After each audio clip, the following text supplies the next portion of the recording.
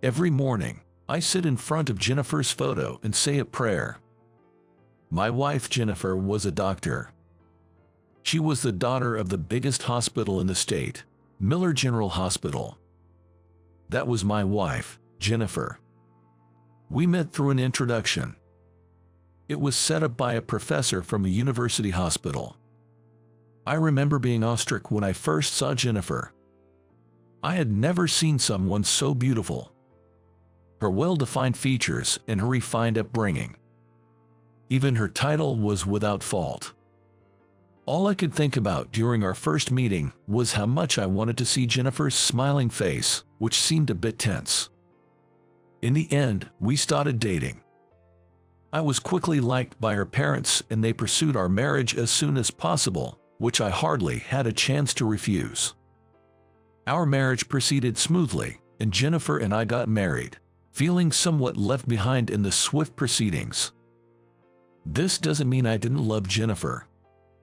I believe she married me because she had some feelings for me as well. Our married life was fairly enjoyable. We were both busy with our jobs as doctors, and it was hard to find time just for the two of us, but being in the same profession allowed us to empathize with each other. I truly believed our busy yet peaceful life would continue. Jennifer, who was supposed to be taking a nap at the hospital, passed away in her sleep in the fall of our second year of marriage. I was dumbfounded by the sudden loss. Heart failure due to overwork. That was the diagnosis. It's been 2 years since then. I still live in the apartment where Jennifer and I used to live together. I also work at Miller General Hospital. The only change in my life is Jennifer's absence. This change is slowly gnawing away at my heart. Despite this, I keep living each day as if nothing has changed. Then one day, I was called to her parents' home.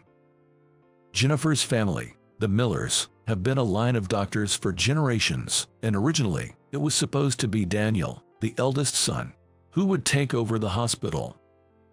However, Daniel ended his own life. This happened when Jennifer was still in high school. Next, it was Jennifer's turn. Being a direct descendant, Jennifer was to become a doctor and take over the hospital, or marry a doctor who would take over. I remember crying when Jennifer told me this story. It was so heart-wrenching. The thought of how much pressure she must have carried through her life is chilling. Just imagining it sends shivers down my spine. Jennifer forced a smile and said, "It's not as bad as you think." I had never seen such a sad smile before. I had sworn to myself that I would protect Jennifer at all costs. But Jennifer is no longer here. Probably tonight, her parents will ask me to pretend the succession talks never happened. Jennifer has a younger sister. It would be best if Samantha, the second daughter, marries a doctor. That's what I've been thinking ever since Jennifer passed away. I believe her parents feel the same way. Excuse me, what do you mean? In the grand reception room of the mansion, I found myself letting out a foolish sound in front of my in-laws. "We want you to remarry with Samantha, our second daughter." My father-in-law, James, the current director of the hospital, said these serious words to me. To me, these words were unbelievable. Glancing quickly at my mother-in-law, Kate, I saw that she, too, was looking at me with the same serious expression as James. This was no joke. Samantha herself was not present in the room. Did she agree to this? Even if she had agreed, why me? My head was swirling with various thoughts, and I started to feel a bit sick. This isn't a bad deal for you, right? We really want you to take over the hospital. It's a family-run hospital. I had heard rumors about the disputes over succession, but I never expected them to resort to such measures. I'm fine just working at the hospital. Taking over, that's not really for me. I tried to gently refuse, but James firmly grasped my hand across the table. We can't let the hospital fall into the hands of distant relatives. It seemed like a minor family feud. In essence, Jennifer and I didn't have any children yet. Some relatives argued that it would be unacceptable for me to remarry, have children with another woman, and then have those children take over the hospital in the future. Before such a scenario could unfold, they demanded I be removed from the hospital to secure the position of the next director for their own son. If you marry Samantha, all that noise will disappear.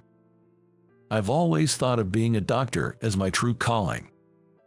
Miller General Hospital, with its excellent facilities, is the perfect workplace for me. If possible, I want to continue working here without being ousted. But even if you approach me with such a proposal, what does Samantha say?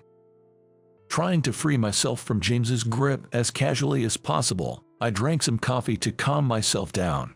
Both of them were looking at me with hopeful eyes. If Samantha agrees, you're okay with it, right? James, taking my words as consent, smiled happily. It was the same smile he had when he insisted on marriage with Jennifer, and I felt a chill down my spine. That's not what I mean. My words seemed to fall on deaf ears. I remembered Jennifer also used to be frustrated with her father's stubbornness. Anyway, we'll arrange a meeting with Samantha, so keep tomorrow night free. Everything was moving at a breakneck pace. Stopping James now seemed impossible. All right, but please, make just one promise. Please respect Samantha's wishes. I made eye contact with each of my in-laws as I spoke. They said of course, but I didn't trust them.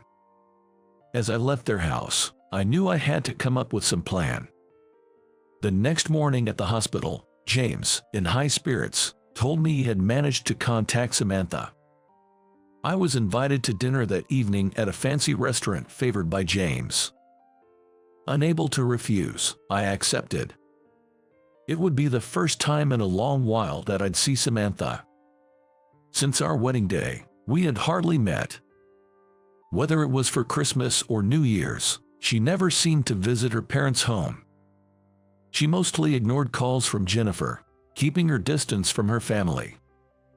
I was surprised not only that contact with Samantha had been made but also that she had agreed to attend the dinner. In any case, everything depended on Samantha's decision. I was confident she would refuse. I was sure of it. Thinking about being treated to a delicious dinner at a high-end restaurant lightens my mood a bit.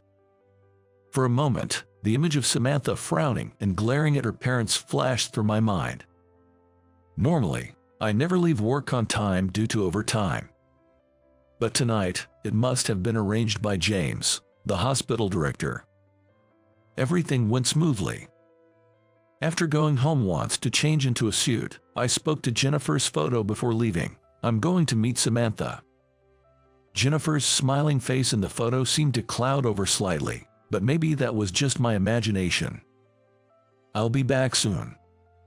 I found myself speaking to Jennifer, who was no longer there. Upon arriving at the high-end restaurant, my in-laws were already there, greeting me with wide smiles. It's a miracle we got in touch with Samantha, and she even agreed to meet you. I think she's not entirely opposed to the idea. Wait, you mentioned the remarriage to Samantha. I was taken aback, having assumed the subject of remarriage would be broached only after I had met Samantha face to face. Jess, we've discussed your remarriage with her. Her willingness to show up tonight must mean she's considering it. It's the position of the next hospital director's wife, after all. James laughed heartily at that. It was hard to believe that the prospect of becoming the next hospital director's wife could sway Samantha's heart. An uneasy feeling started to set in. As I was contemplating this, the staff at the high-end restaurant announced Samantha's arrival. At that moment, a palpable tension filled the private room. The door opened smoothly, and Samantha walked in. Good evening. It's been a while. Her skin was as pale as Jennifer's, but there was something unhealthy about it. It seemed like the color of skin that hadn't been exposed to sunlight much. Her slender jaw and sharp eyes were nothing like Jennifer's. I remember Jennifer telling me that Samantha and their deceased older brother looked very much alike. Kate, who had been in high spirits until just a moment ago, seemed somewhat distant towards her daughter, whom she hadn't seen in a while. Even my usually cheerful James seemed tense, his smile gone. "It's been a while since the wedding, hasn't it? Good to see you again." I apologize for not attending Jennifer's funeral. I was unwell. Samantha hadn't attended Jennifer's funeral. I had thought their sibling relationship was poor, but hearing she was unwell was new to me. "How are you feeling now?" "I'm much better now, thank you for asking." Samantha smiled faintly, but her eyes were not smiling at all. It didn't seem like she was here to agree to remarry me. "Samantha, about the remarriage we discussed over the phone. It's not a bad deal, right? If you and Michael get together, you could take over the hospital." Seeing Samantha's faint smile, James seemed a bit relieved. He began to talk enthusiastically. Once he started presenting the benefits of remarrying me, he couldn't stop. Samantha silently listened to him. James's momentum was so overwhelming that there was no chance to interject. "That's enough. I understand the selling points." She cut off James at just the right moment. "I hardly know Michael. Even if I were to marry, we would need time to understand each other." Hearing Samantha's words, I couldn't believe my ears. Her tone suggested she was seriously considering marrying me. In stark contrast to my astonishment, James wore a broad smile, confident of his victory. "Of course. Why not live together for a while? That's the best way to get to know each other." At James's suggestion, Samantha turned to face me. "Michael, what do you think? Is that okay?" Being stared at with her pale eyes, I found myself nodding before I knew it. It felt like a frog being stared down by a snake. And so, the cohabitation before our marriage with Samantha began. A few days later, Samantha knocked on my door with a small bag and 2 laptops in hand. She was dressed more casually than when we met at the restaurant, with her long hair simply tied back. "Thank you for having me." Her light greeting left me feeling strangely. It didn't feel real at all.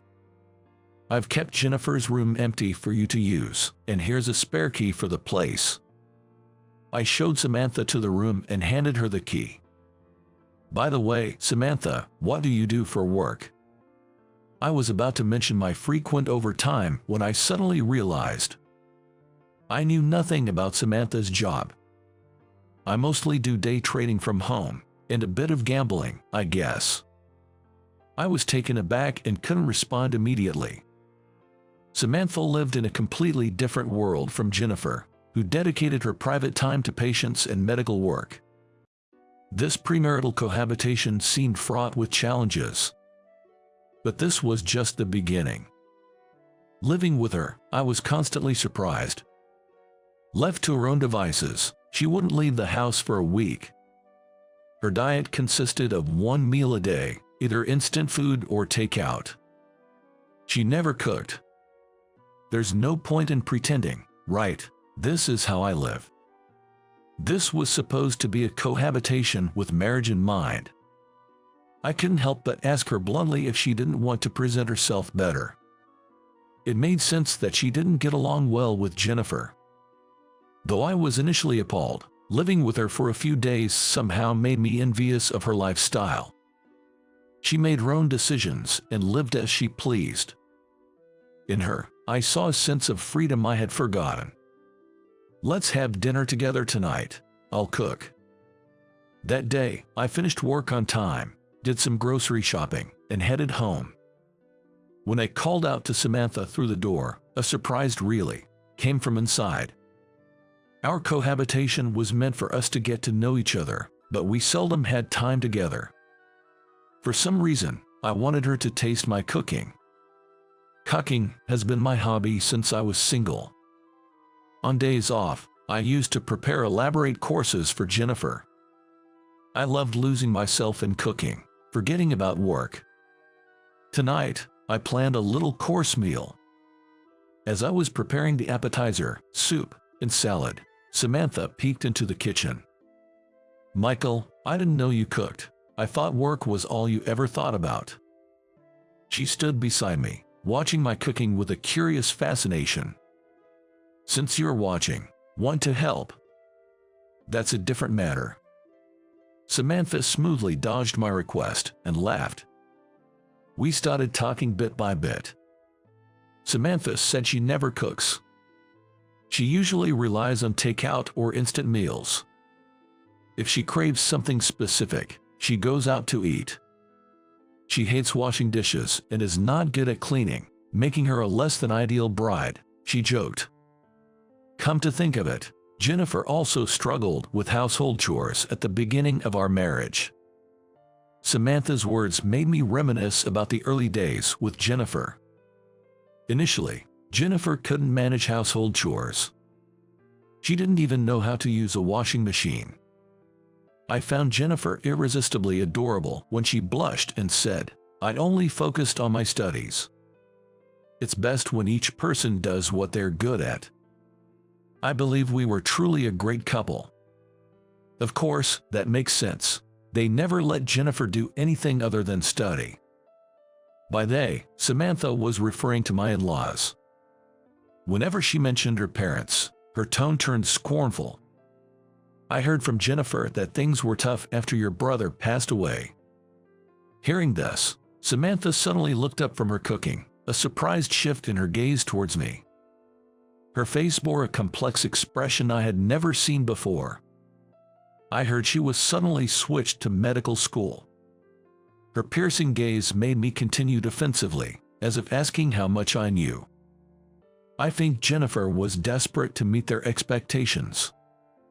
Perhaps reminiscing about Jennifer, she spoke with a distant look in her eyes. Then she left the kitchen. She probably didn't want to continue this conversation any further. Minutes later, when the meal was ready and we sat down at the table, Samantha seemed back to her usual self. But there was a slight difference in the usual her. After tasting my cooking, she couldn't stop praising the meal and me. "I've never tasted such delicious food. Michael, you should quit being a doctor and become a chef instead." Her eyes sparkling, she showered both me and the meal with glowing praise. Initially, I was skeptical, thinking it might just be politeness, but as she quickly finished off the dishes, I became convinced she genuinely loved my cooking. After neatly consuming even the last dessert, Samantha smiled contentedly. "Thank you for the meal. Having a husband who's such a good cook, I envy Jennifer." She let out a giggle after saying something that took me aback. Now might be the time she would answer the question I've been wanting to ask. Gathering my courage, I decided to ask Samantha. "Why didn't you become a doctor, Samantha? Your family has always been full of doctors, hasn't it?" Samantha's smile faded as she narrowed her eyes slightly. She was silent for a moment, just looking into my eyes. I knew that if I looked away now, she wouldn't tell me anything. So, I kept my gaze fixed on hers. "I hate doctors," Samantha whispered softly, almost to herself. I remained silent, waiting for her to continue. My brother felt the same. I think Jennifer did too, but we had no choice but to become doctors. Being a doctor is a profession that can save lives, and I respect and value their existence. However, Samantha went on to say that seeing her own father and relatives as doctors made her inevitably hate the profession. It was as if being anything other than a doctor meant you weren't a person, according to her parents and relatives. My brother and I were years apart in age. One day, he took me gambling, probably right after he received his first paycheck as a doctor. That day, her brother had lost terribly at first. But in the afternoon, with advice from Samantha, he managed to win back everything he had lost. That's when he said to me, "You have a talent for this, not medicine." Samantha was curious why her brother gambled with his first paycheck and asked him. He shyly replied, "I wanted to try something I've always wanted to do." Then he earnestly told Samantha, "Live your own life, not someone else's." That was the first time I felt like I really understood my brother's heart. He never wanted to be a doctor. The expectation to carry on the hospital's legacy was a burden to him. It didn't take long for the stress from others' expectations and jealousy to overwhelm her brother, who was more sensitive than most. When he passed away, people mourned the loss of Air more than the loss of my brother himself. She must have been reminiscing about those times.